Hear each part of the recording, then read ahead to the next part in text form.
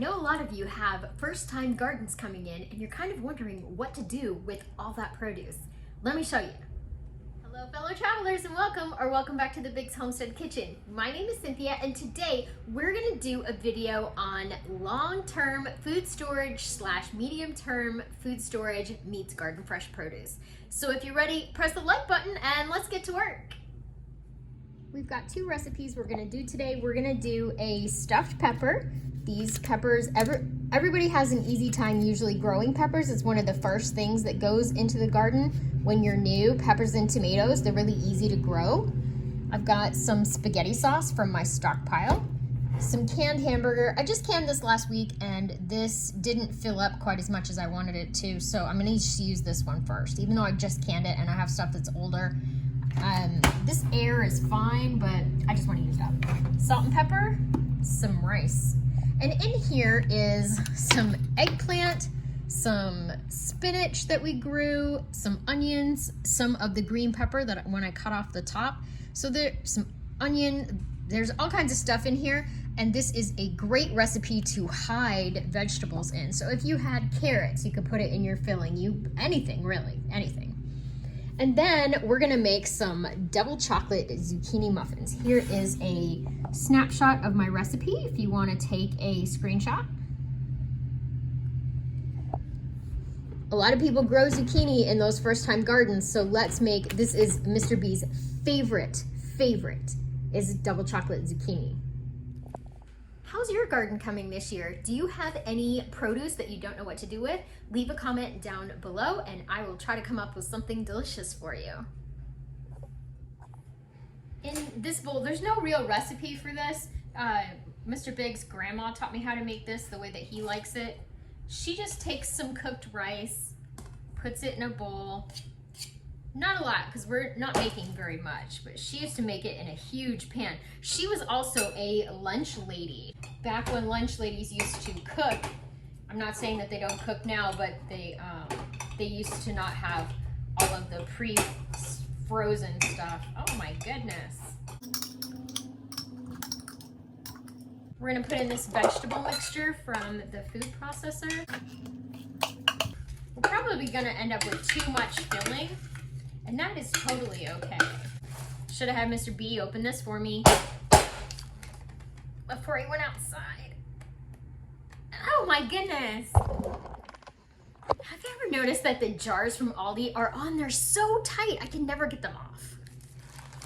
Obviously, if we were in actual SHTF, we're not gonna be able to put shredded cheese on top of our stuffed peppers. I have done like a cheese sauce using the Oxen Farms cheese. I don't want to open a new can right now just because I'm kind of saving that in case SH really does hit the F. Throwing in about half of this spaghetti sauce.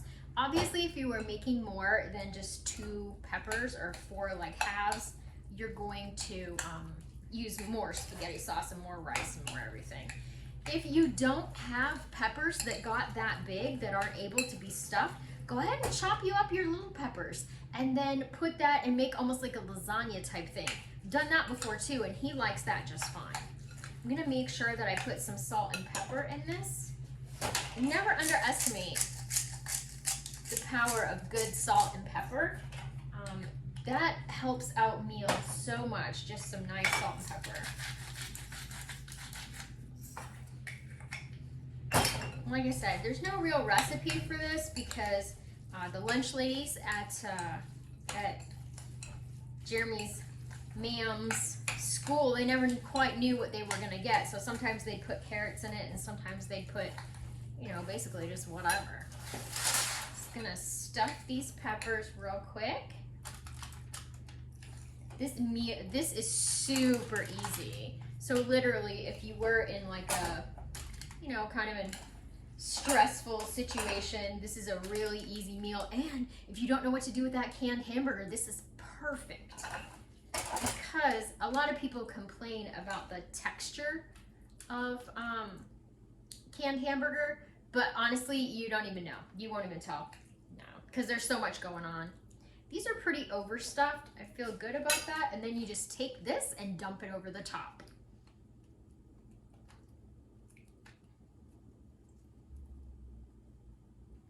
And we're done. I'm gonna sprinkle a little cheese on the top just because I've made it without cheese before. And Mr. B is not fussy, but he will cry if he doesn't have cheese on the top. Not too much, just a little, you know.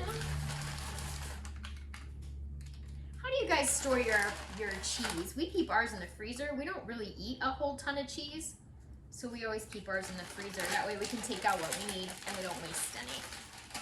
So now this is going in the oven, 350 for about 30-35 minutes. I've got some leftover filling. Don't waste this. That's tater. Don't waste this. It freezes wonderfully. Put it in a Ziploc bag and freeze it. Next time you've got some green peppers, chop them up and serve it in a bowl. Delicious.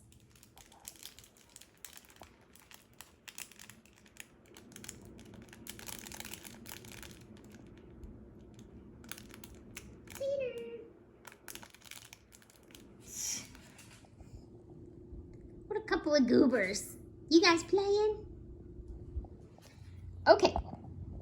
Let's say it's SHTF and I don't have an egg. I'm going to make some vegan egg. It's flaxseed meal, 1 tablespoon with 3 tablespoons of water. So in this recipe, I have substituted a vegan egg, which is my delicious flaxseed. You're supposed to let it sit for 5 minutes together just to let the flaxseed kind of bloom in the water and form more of a gel. This works like a dream.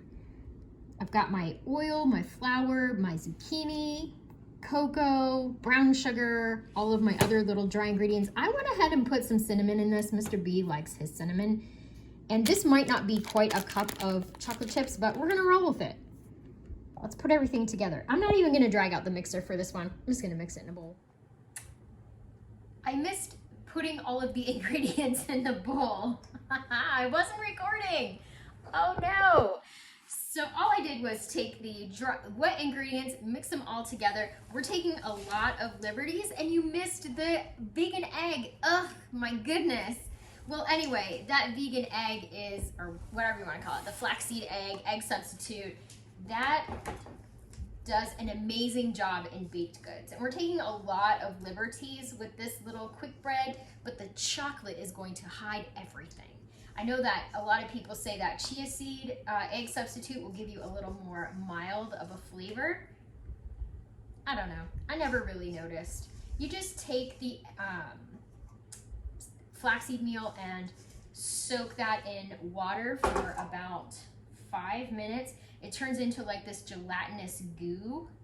And with quick breads, you have some liberty anyway, because as long as you get some of the ratio kind of right, it's gonna turn out delicious. So don't worry about that. And quick breads are a great way to sneak in any extra vegetables and fruits that you have laying around. Everyone loves quick breads, breakfast, snack. So when my kids were coming up and we were super poor, we used to use quick breads a lot, because they could eat a whole loaf kind of in one breakfast. Okay, we're ready to go in the oven. I put about half of the remaining chocolate chips in the batter, and then I'm just gonna sprinkle them over the top. Oh yeah, there's plenty there. Plenty, plenty, plenty. Good to go. 350, 50 to 60 minutes. With this pan, usually it runs about 50.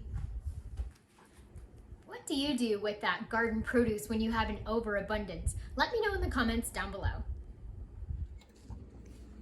Okay, we're not quite done yet. I just poked it. It's still kind of not ready. And there's my Seminole pumpkins. She is out of the oven and looking fantastic. That's where I poked it. Looks great. It smells so good. It's taste test time for the zucchini chocolate bread. Ooh, it is very crumbly. Oh, it is very crumbly. It's still really hot.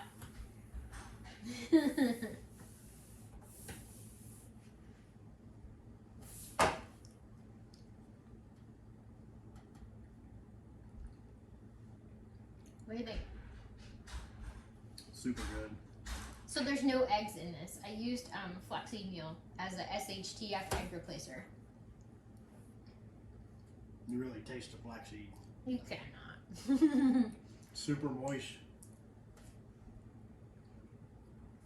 You can for sure taste that little cinnamon at the back. That's what makes it. He's gonna take the crispy edges because those are his favorite. Thumbs up. This is one of his favorite recipes anyway.